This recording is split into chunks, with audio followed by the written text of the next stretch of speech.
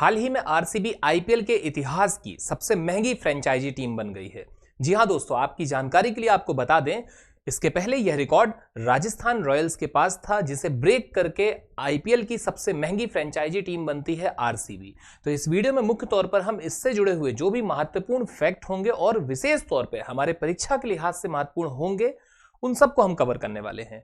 आप बने रहिएगा वीडियो के अंत तक, आप सारा कुछ जानने वाले हैं। सबसे पहले तो आपको बता दें, मार्च 2026 में रॉयल चैलेंजर्स बेंगलुरु यानी कि आरसीबी आईपीएल इतिहास की सबसे महंगी फ्रेंचाइजी बन गई, जिसे Aditya Birla group, times of India group, Blackstone और वोल्ट वेचर्स ने लगभग 16,706 करोड़ यानी कि 1.78 बिलियन में खरीदा है। तो देखिए यहां पर एक तो ये फैक्ट हमारे लिए इंपॉर्टेंट है कि भाई आईपीएल की पूरी हिस्ट्री की सबसे महंगी फ्रेंचाइजी टीम कौन सी बनी, तो वो आरसीबी है।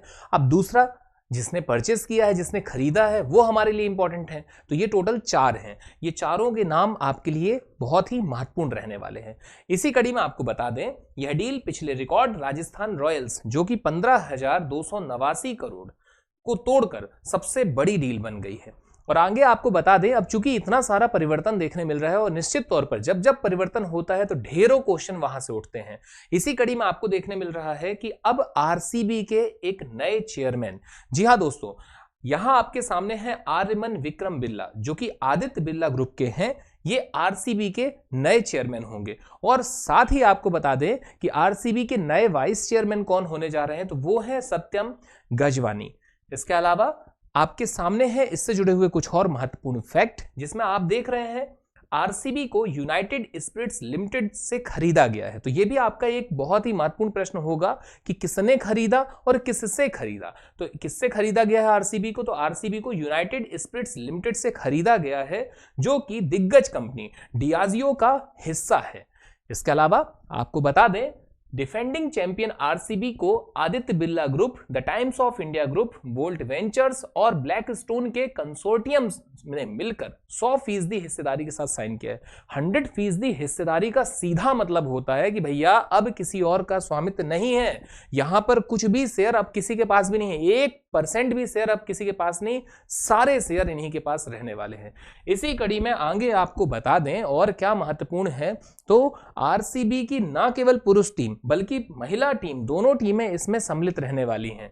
साथ ही साथ में अब आपके सामने है बहुत ही महत्वपूर्ण फैक्ट, वो है यूनाइटेड स्पिरिट्स द्वारा 2008 में स्थापित आरसीबी टीम का मूल रूप से विजय माल्या ने $111.6 मिलियन में इसे खरीदा हुआ था।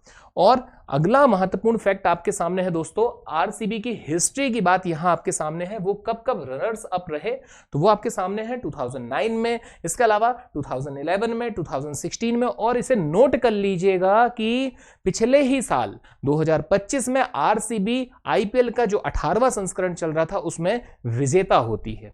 इसके अलावा अब आपके सामने है एक और तथ्य, वह तथ्य है विजय माल्या के 2016 में चले जाने के बाद टीम पूरी तरह से डियाजियो के स्वामित्व वाली यूनाइटेड स्पिरिट्स लिमिटेड यूएसएल के नियंत्रण में आ गई।